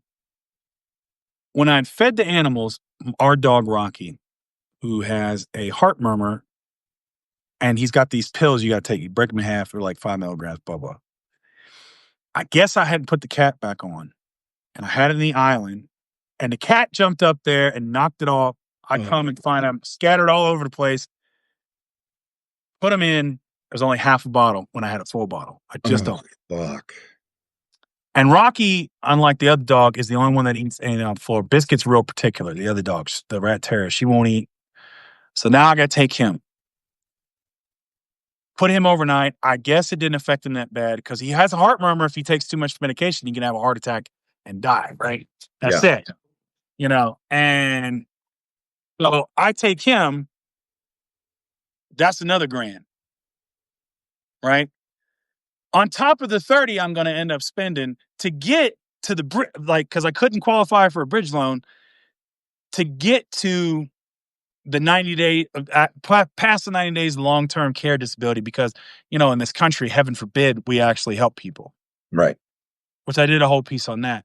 So like I've got I've got a delay in this movie I was trying to put together, and I'm trying to put this together. There's another package and this and this and this, and I'm like, yo, checking out sure sounds good. Checking out sure sounds good, man. I ain't got no more stress. I ain't got no more pain. I ain't got no more none of that. And that's Yeah. what you got to, and that's what you're fighting through. And I can't imagine what somebody like Fusen, given who the circumstances she's coming from, and she's still here, is going through. Right. And again, we all go through this pain. We all, have it. So, but yeah, I mean, I guess that's just I'm not looking for sympathy, and I'm not looking. It's just, if you're going through this, I understand it. I get it because you get walloped so damn much. You're just like, but then I remember how I get through it is like, there's always that voice in my head that's telling me it's going to pass. It's going to pass. It's going to pass. Don't make this decision now because it'll pass. And then it passes. you know, Yeah. because everything turns, right? Everything turns. And that's kind of what I try to do in politics, man. It'll pass, you know, like just think 2 months ago when they were doing all this ICE raids and all this stuff, and you thought Trump's unstoppable. Look where we are now. Right. Yeah. And I mean, honestly, for me, I think back to George W. Bush, right? I remember in 2000, I was so fucking pissed and scared and I didn't think we'd be able to live through that administration. And we did. We lived through 8 years of it. I mean, shit got fucked up, but We we got did through it. make it through, and yes, shit is getting even more fucked up this time around under Trump, but I have to believe in the fundamental resiliency of America and the American people because I'll lose my mind if I don't, if I stop That's- believing that. Joe Walsh had a note, I think it was today, maybe yesterday. And he was saying, like, he's kind of terrified that people are either too bored or they're not paying attention. Right. We'll lose our country, like, and my thing to always, I say this, right? Because the way we talk about it, we always talk about it in monoliths. We always talk about how are we going to get the American people to see this? How are we going to get, this? You're not. It's not about getting a whole thing. It's about enough. Yeah. That's life and everything. You need just enough people to see and do something. Right. You need just enough effort to get through the day. Yeah. Because there's going to be days when you're on the ground, you're getting your ass whooped, right? And you can't give that, like, you on those days, you damn sure better not judge yourself by your best days. You got to judge it by today. Right. Do you have enough to get through the day? That's it. That's all you're looking to do. Well, and the No. just enough for America is, it's that idea that we just need 3.5% of the population to rise up and say no more of this. And, and that 11.5 million people or whatever it is, 11 million, 11 and a half. If we can just get those people to all stand up at the same time and basically say, not in our name, we're not doing this, like that would be enough. Yeah. And it's not about, and because so many times, and we do it because it's crazy. We focus on did you mute before you sneezed? You did? Oh, that's epic. I don't even know how to do that. Like, There's a little mute button right up here. I know, but I wouldn't be able to get to it. My fat fingers would be like, I've had to do this enough times that I'm like, well, bless you, and all that other stuff, like, but no, I mean, we focus on, well, you got it, man. You got it. We got to have raw and real. So, no, but like, we focus on the maggots, the crazies, right? We say, oh, how do we stop these? How do we change their minds? Blah, blah. No. We got to get somebody who isn't really paying attention or is persuadable and say, look at this fool. Come help me check this fool. So they don't get their people in power, right? Tell them to sit down with our votes and our activism, right? I don't care about changing their minds. They're gone, right? It's about minimizing the harm they can do, and you do that by outvoting them. You do that by out organizing them, right? And that's what we need to do. It's about getting enough to our side. We need enough. We don't need everybody. We need enough, and how do we get to enough? And that's it your whole life is enough effort, enough money, enough, emotional, whatever. It's just about enough to get through the day, to get to the next day, the next day, and the next day. And I have to live my life by that because at some point that darkness is going to come visit me and it's going to say, man, you've done enough. You ain't got to be here no more. I was like, no, I ain't done enough yet. I'm sticking around, you know, and that's it. You still muted, fool. I think you still muted because I can't hear you. oh, hey, there you go. I said that was very wise, Frederick. That's There you the go. wisdom that we needed to hear. That's it. I mean, that's when you guys are when you're in the trench, man, and you're in that down place. Just try to find enough, and enough's going to change. Some days, you got all the energy you've ever thought you like, more than you ever thought you'd have. You're like, man, I could do more, do more. And other days you ain't got it, and you just need to do enough. Just try to do enough. And if enough that day is just staying here and brushing your teeth and that's it, those days, you're actually at your strongest on those days. Tell me You more. really are. Because when you have, like, when that's not bothering you, right? And you can go out and you do this and you do this and you do this. Okay, that's baseline. That's like when darkness comes, that's like putting a handicap on yourself, Hmm. right? You put that handicap on yourself, you say, that'd be like, I can walk a mile, no problem, in shorts and a t-shirt. It's like, cool. Can you walk a mile with 100 pounds on your back? How about 150? How about 200? Right. When that darkness comes, that's what's happening. It's like, Yeah. and so if you say, man, on those other days, I could walk a mile and it was no problem. I did that real quick. Well, yeah, you ain't have all this on your back, man. Now, so you're like, bro, I can only take 6 steps. You had 200 pounds on your back. Good job. Yeah. You know, like, that's how you have to look at it. On those days, that's you train and you prepare for those days. Because when they come and you get through it, you go, I got through it, baby. All right. Let's train for the next one. And that's kind of how I live my life, you Man, know. that is really good wisdom. I appreciate you sharing that. I don't know that I've ever really looked at it that way before. That, you're kind of in training for the rough days so that That's you're strong enough to handle them when I'm they pretty come. sure I took that from a Stoic, probably Marcus Aurelius or Epictetus. But that's really what it is, you know, you all you are is training for those down moments. Like any dude, if you're motivated and you can, and it's like, man, I'm so creatively motivated today. Of course you can create, Yeah. right? But if you could write 2 lines when you don't feel like it, if you can make your ass sit down and do 10 minutes and you don't really feel like it, that's better than sitting down for 60 minutes when you really are feeling like it. Yeah.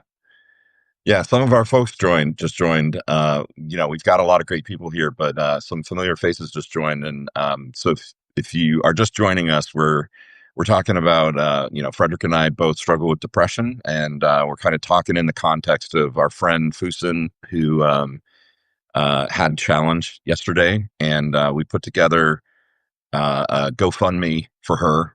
Just drop the link in the chat, and if you're able, it would be great if you could. Throw a little help her way so that she can get through this challenging period. And listen, even if you can't donate money, because I Yeah, mean, look, we all are struggling. You know what I mean? Like, go to her or Lena's article, one of her published pieces, read it, right. leave a positive comment. Yeah, yeah. Restack it. That's something. You like, if you're like, man, I can't get no money right now. Go read one of their pieces, right? Tell them how it moved you, right? Tell them, like, it's like, hey, I really appreciate you I'm glad you're here. Thank you for sharing your story. Something, Yeah, because yeah. that'll help too. You I know, know there are days for me where part of the darkness is I don't feel like I'm having an impact on the world, right? Like that nothing I do matters. And I think if you could go comment on, like Frederick is saying, comment on something that Fusen or Lena have written to express how much their work has meant to you. That would really mean something in this moment, kind of more than any other time. hell, my man Lawrence right here's got a badass fictional series that he's dropping. Like, I mean, go read. I mean, read that. Like, I'm waiting to get a little bit of time so I can sit down, with a little wine glass of PBR, and Yeah. just, I ain't put in no glass.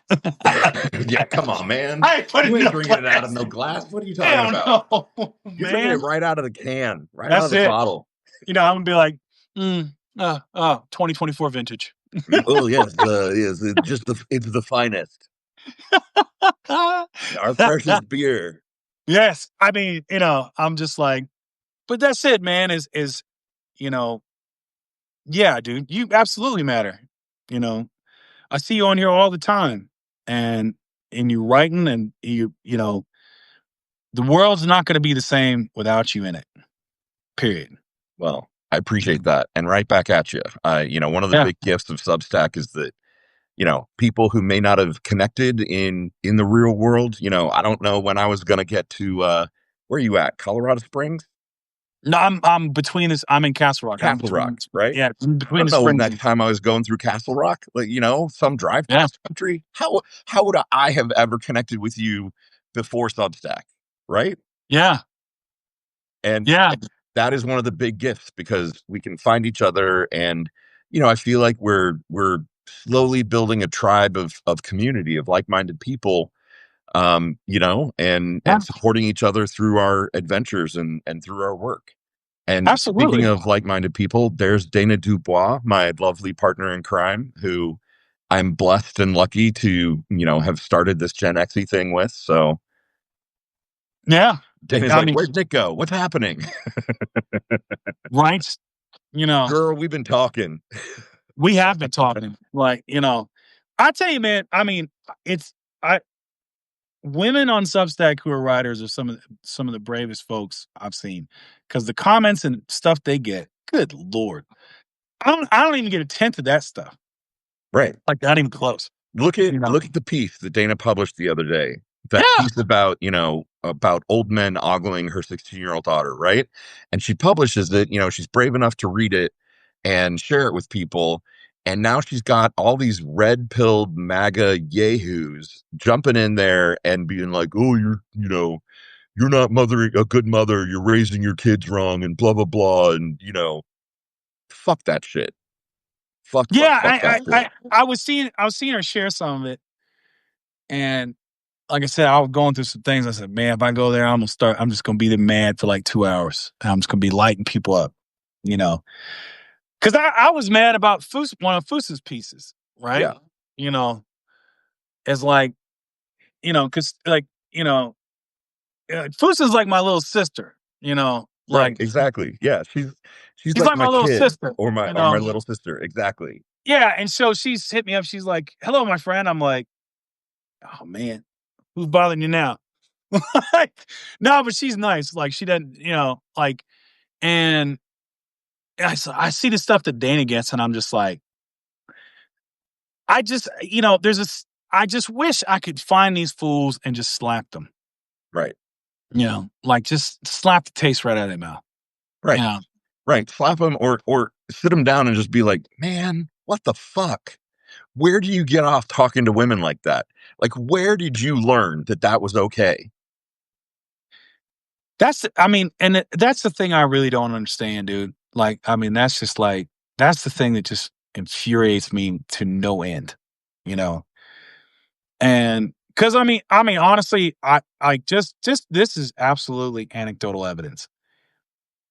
Any woman that exists in the online space has to be built of much tougher stuff than I have to be because I do not deal with at all. Like, not in the same quote. I shouldn't say it all because I deal with it, but not nearly as much, right? Not nearly as much. You know, it's like, damn, you know, I mean, you know,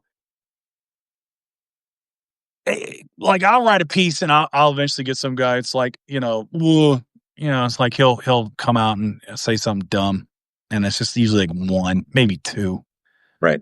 you know. Um, but yeah, I mean, and that's the thing. I make it a point when I see them teenage girls with their mama. I'll go their mama. That's what I do. I want them to know. And like, Man, no, you big faker. I know that you are man enough to know how to not ogle people. You can scope a look without being a fucking creep. I know you can. Me too. There are plenty of dudes that I check out that have no fucking idea that I'm checking them out. I still try to be bold, man. I still got some of that, where it's like I'll give them a look, and then if they look back, I'm like, But yeah. also you got sense, right? You've Well, got because the she sense. might, yeah, because the mama might be divorced, and I'm like, what's up? Like, I mean, you know what I mean? It's like, you know, it's like you. I was like, I see you over here taking your teenage daughter out. You're like you being a good mom. It's like, but who's taking care of you, mama? Come on now. You know, Does that ever work? Does that Tell me now. Tell me the more, truth. more Does often than that it ever should. work, bro? More often than it should. Oh You know. shit. Okay. Yeah, you could say there's a. I mean, hey, listen, man, the bar's been set so damn low, right? Then I mean, it's as long as you don't act awkward or weird.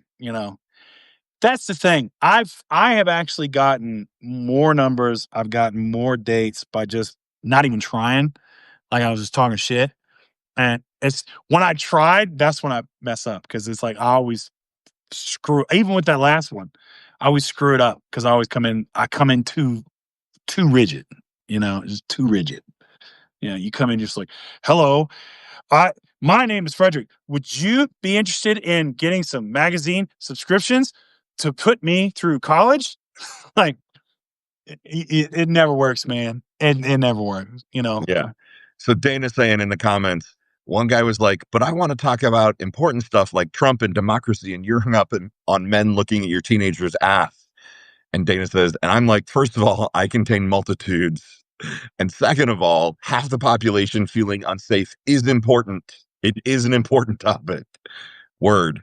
And then she says, Frederick, you can ogle me all you want, respectfully, of course. I'm all about respectful augmentation. It's like, I will augmentate, all kinds of women What respectfully. is augmentation? The augmentation, yeah, where you just give them like, Right. How you doing? that's it. You know, it's like, I mean, yeah, just go up to holler at him. He's like, there you go. You know, the thing is, if you get caught, you got to own it. You know what I mean? Right. Right. You just I got to learned that own a it. long time ago.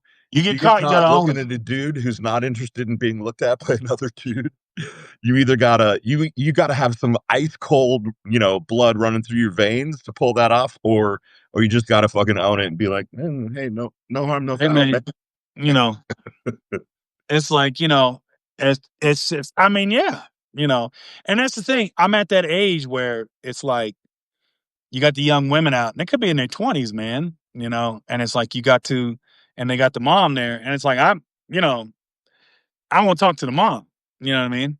And it's just, and they all on the defensive, where it's just like, this is my daughter. I'm like, okay, baby, I just want to talk to you now. What's up? You know, is her daddy in the picture? What's up? What's going on? Man, you are the biggest fucking shit talker. Hell yeah, you got to be. Got to be, man. You know, Is her daddy in the picture? daddy in the picture, what's up? How's the co-parenting? What's Oh that? my god. I don't Oh want to my get too much in your god. business, baby. I just want to know, if you open for business. What? Oh, come on now. This fool up over here, ladies. I am sometimes not associated with him. Okay. Hey, listen, it's part of it is just being bold enough to say something, be like, oh my God, what's your name?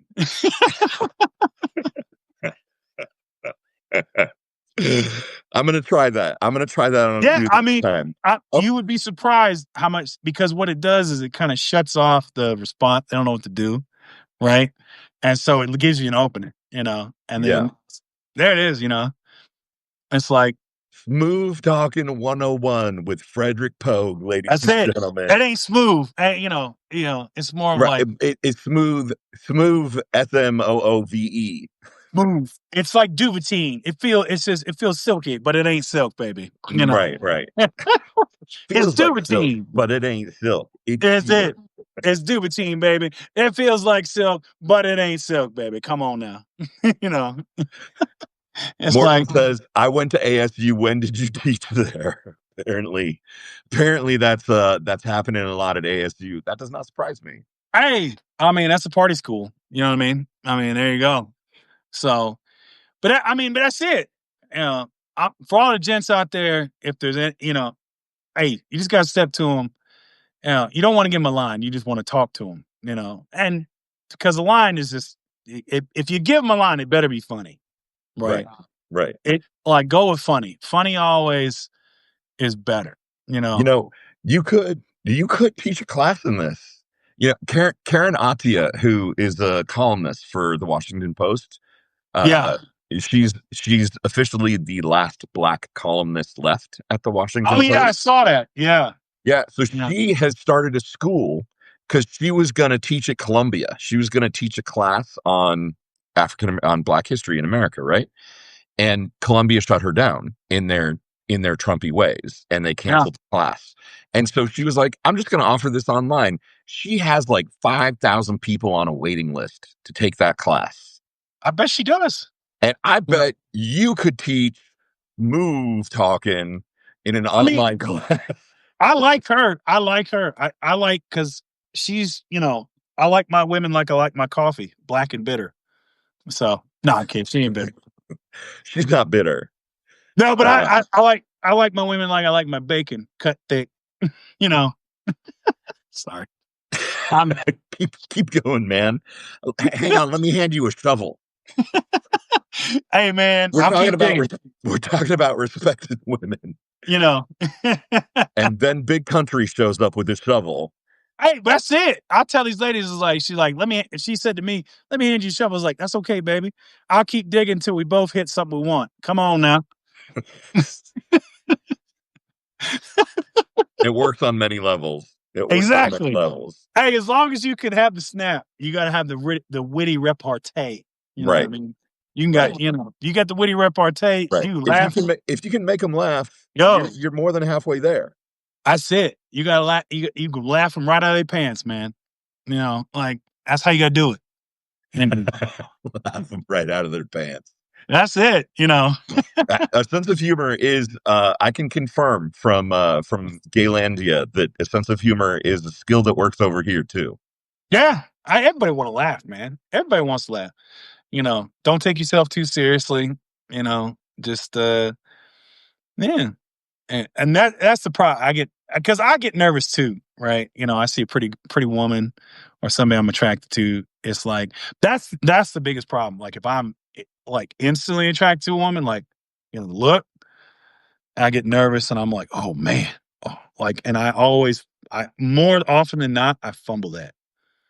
But when I'm just kind of just relaxed, and I'm telling some jokes, it's like, and then she's and I get the signal. It's like, oh my god, you're funny. Like I'm like, hey now, what's going on here? You know, Yeah. yeah, that's usually when it works out. Yeah. What's going on with you, man? I know we got to wrap up soon, but like you dropped some weight, right? I think so. I think I'm down 15 pounds or so. I've been Yeah. walking. Yeah, I've Yeah. been running stuff like that. Well, I Yeah. mean, you got to trim. Things are looking trimmed and a little bit tanned. You got something going on there. I've been walking. I've been walking dogs, and I've been, I got a spy right now. For those of you, there we go. Can you see him? Oh, look at that kid in. Look at that guy. Can you see him? What's up, That's buddy? That's Momos. Look at that guy. Yeah, That you on is- camera. You on the live. You have to earn your keep. dance, monkey, dance. But yeah, man, I'm walking dogs, and I got a rowing machine. I've been trying to get back on it. Nice. Just trying to trying to eat a little better. Yeah. Yeah, So, I mean, I kind of have told everybody, like, I got diagnosed with diabetes, like 6 weeks yeah. ago. I'm on the Manjaro stuff. and I've been eating like keto Mediterranean kind of, and man, I'm feeling great. Like Yeah. shit's tightening up, and I've dropped close to 30 pounds so far. Dude. So Heck yeah, bro. That's yeah, awesome. yeah. I mean, I think like 10 of it was the beard. Just getting rid of that was just I'm getting the Peyton Manning forehead now, like, I mean, it's oh, just it's just uh-oh. getting to be like insanely big, Yeah. So, yeah. So, I mean, I'm trying to make that like an attractive feature, for the ladies. It's like, I mean, there you Right. go. Big forehead, Big forehead, big brain. there you go. Would you like to talk about D&D, Stoicism, or Marxist theory? Have you spent any time reading Marx? It's actually the Marx Engels reader in the historiography section that's most enjoyable to myself. Right after I read Immanuel Kant's Critique of Pure Reason. Right. Well, what is your favorite philosopher? Oh, you're a monist? I like Spinoza. Oh, I'm sorry. That's what I thought you meant. I thought that's what you meant when you said you wanted to moan. I thought you meant you were a monist. Spinoza. All right. With the Yeah. with the deep philosophy cuts. Here we go. Here we go. This is what happens when you got a double degree in philosophy with emphasis in religious studies and history. And I went to a small regional college in East Tennessee, and the two departments because it's interesting because there was a woman that wrote a piece about how Ivy League doesn't teach you to think, you know, and I was like, oh, both my degrees did. Like you literally before you can get into the higher courses for philosophy, you had practical reasoning where we learn like basic logic, where all the fallacies, all the like logic structure, everything, Yeah. if this then present, all that whole semester on it. And then when my junior year for history, it was a specially crafted course by Dr. Mel Page, who had a dual doctorate, I think for Princeton in economics and history, And so he basically taught us how to do historical research. Like that's the entire class. And then after that, any paper you wrote was expected to be from mostly primary sources, you know. And Damn. this is undergraduate work, right? And so, I get out in the world and, I was like, oh, I didn't start using primary sources till my graduate school. Like, what? Like, I was using them junior year. Like, what are you talking about? And where'd you go? ETSU? Never heard of it. Dude, so it's like all these It's the Republican. Ivy League of the Tennessee University system. Yeah, and it's funny because like CRT, liberal theory, feminist theory, Marxist theory, I studied all that in undergraduate, right? So it's like I knew who Charles Beard was, all these things, all these prominent American historians, European historians, and on top of that, because I was trying to get out of all the social conditioning from the evangelicals in East Tennessee, I also studied biblical scholarship. So when he's talking about dominionists, I'm like, yeah, I've heard of them. Yeah, It's like, it's interesting because I I did not study anything like that in college. I was, medieval English literature, so ask me about Chaucer. But and also growing up Jewish in this country, there are certain ways in which I am not plugged into like the Christianist fabric of this nation because that the whole dominionist thing that y'all were talking about, like I did not know any of that. that really didn't start until about the 1970s. And so there's some interconnectedness there. And it really depends on how much weight you give it because it's not an Illuminati conspiracy level kind of thing where you like everybody in government's part of this, right? It's Right. just sort of a certain select that are like they talk about the seven mountains and it's kind of like one of those weird sort of clubs, you know. Yeah. Like it's definitely not in line with the tech bros. It came out of the religious revival that was sort of an answer to, or I should say a response to the sexual revolution in the 70s, mostly women's liberation, because you got to remember all that stuff was, besides the Stonewall riots and everything else, is, 72. You're talking, Roe v. Wade. Yeah. You're talking, the equal. I can't remember what it's called. They're not Title IX, but the other one that gave women where they could get credit cards and mortgages that are in their own name, because Right. that happened in the 70s. Right. So Right. this is coming. That is a direct result of like, oh dear God, the feminists and the gays are going to take over. They're going to burn the Bibles, and so, which then leads to the moral majority under Reagan. And so, to really kind of understand where that fits in, is really what you're talking about is the last part of the Reagan coalition. All right. And even that was too much for a lot of Christians, because it's like, Jerry Falwell and all that kind of stuff is just, yeah, it's fascinating. They're all nuts and sex Right. perverts, Right. like, Right. They're all probably in the Epstein files. I mean, oh, that's not that far back. they have their own files, man. Like, those folks are, boom, but like, yeah, just, it's part of that sort of movement conservatism that, because the thing about Christianity in America, it was really fractured until Reagan and Falwell, and that's just mass communication kind of brought some of that together. Yeah. Um, it's a fascinating topic if you really want to get into cults. There's a book. I wish I could remember the woman's name. She just wrote it. I think it's called John Wayne and Jesus.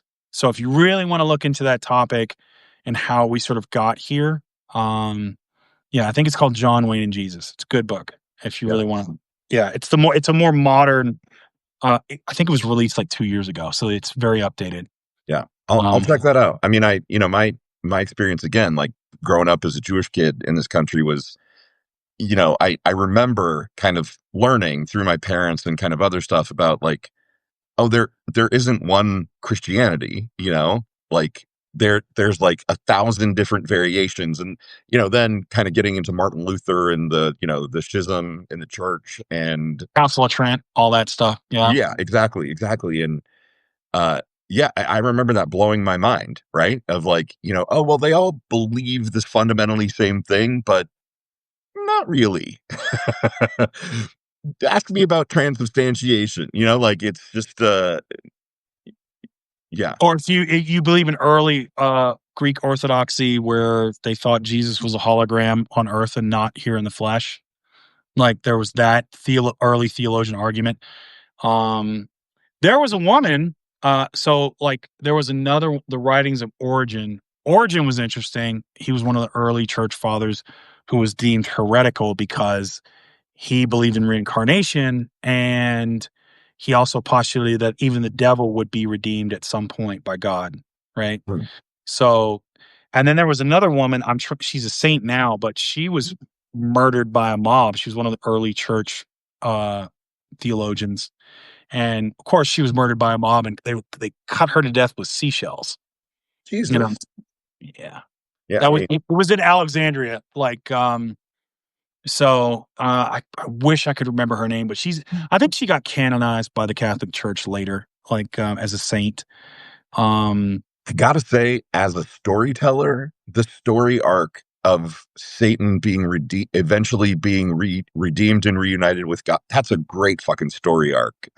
Honestly, if you want a more uplifting, if you're looking at early church stuff, Origin, Origin, the writings of Origen, you can probably find them online.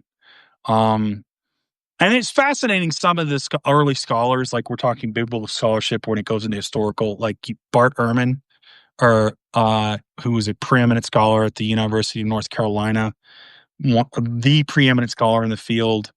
And he talks about like how much the Bible is like accurate, and how much, because we don't have the autograph. We're insanely removed from it, and how it came about. Right. He believes somebody like Jesus existed, that Jesus was probably because there's three arguments. There's either Jesus existed as a person, right? He was an amalgamation of different Jesus of Nazareth, because there was about 36 running around Judea at that time named Jesus of Nazareth. Yeah. And the other one is they didn't exist at all, which is kind of the minority, that Jesus was made up later, right? But that's more of the minority scholarship. in for biblical scholarship. I mean, I'll tell you that, like, Dana and I have talked a lot about kind of Jewish indoctrination and sort of the the worldview that, like, either purposely or inadvertently gets imparted to young Jewish people growing up in this country. And the Jesus didn't exist school of thought is, I think, uh, I don't know if it's predominant, but it is dominant in Jewish theology, I think, because in Judaism, the whole idea is that yes, the Messiah is coming. He just hasn't been here yet, right? And Yep. like the break there, between Christianity and Judaism is like, yeah, no, our guy already showed up. His name was Jesus, and those folks are Christians. And yeah, no, like he didn't exist. Our guy hasn't shown up yet. We're waiting for him. Yeah, there's like for the scholars, they take out the whether he was the Messiah or like any of those theological questions. Yeah, Some tackle them, but really for biblical scholarship, it's not really that's not what you're concerned with. You're talking about who was historical Jesus, right? Like who was this person? And like the earliest, not like the earliest accounts we have of like Christians being talked about as a sect are in Trajan's reign. Like the emperor asked about him, and somebody said, "Yeah, there's this sect that they follow this guy Jesus, over here, and they tend to cause trouble in town. They disrupt the polis, but they're really just kind of a cult." And there were some misnomers about them. The Romans thought they were a cannibal cult because of the Eucharist. You know, oh they heard yeah, about like, oh, they're imbibing the flesh. They're like, what? They're doing what? So, yeah, so really, it's about piecing together like who was Jesus and like when, like, did how much of the Bible actually? Because there's again from the closest sources we have, like and then even what was written first. So there's a concept called Markian priority. So Mark's written first. Um, And so, like Matthew, they think was written by a Jewish scholar, like a Jewish writer, because it's structured like Jewish lessons in the Talmud. right. And Mark and John, they think were written by a Greek, because the closest we have to the autograph is structured more like a Greek play, Hmm. and how it's meant to be read. Like you're actually meant to, like with Mark and Luke, or not I'm sorry, Mark and John, like Luke and John, you're supposed to sit down and read them in one sitting. Oh, They're meant to be read aloud, yeah. right? And, Whereas Matthew and the Sermon on the Mount is meant to be like you would give as a Philistine and give a sermon about, right? It's meant to be read that way. right. So that's kind of what biblical scholarship's really, really all I took about. As a lit major, I took a class in college which was Old Testament as literature, and it was fascinating to learn about like the scholar and the K scholar. The fact that there were like basically different Mhm. schools of thought. Different authorships of different pieces of the information in the Old Testament, and the places where the information conflicts, right? Where you're basically getting the story from two different points of view that are sort of fighting each other in the retelling. And just thinking about kind of the years of um, the people who rewrote, who would literally like hand it down from scholar to scholar to scholar, and all of the opportunities for one dude to be like, yeah, I don't like that bit. I'm just, what? Yeah, I'm not yeah, passing that down to the next guy. and it happened, Right. and it's like we actually have evidence of that, where it's slightly changed, where maybe a monk that was transcribing it didn't understand that Greek word, or like you Right. said, they didn't. When you studied that, did you get into the Sumerian myths that influenced the Old Testament? Oh, absolutely. Marduk and Yeah. yeah, okay, cool. Yeah. Yeah. It was great. It was great. And the Epic of Gilgamesh, which Right. influenced the story. Yeah, Yeah. Yeah. influenced the story of Moses. Yep. Yep. Yeah. Man, we've been talking for 2 hours, and Yeah, yeah. as usual, we could talk forever. But Okay. thanks for hanging out, man. This was awesome. Yeah, of course. I needed it, man, and I appreciate you, having me on. So Yeah, absolutely. All right, bro. Thank you. Have a good one. We'll talk to you later. See Thank ya. you guys. I'll catch you later. Bye bye. Thanks, everyone. Bye.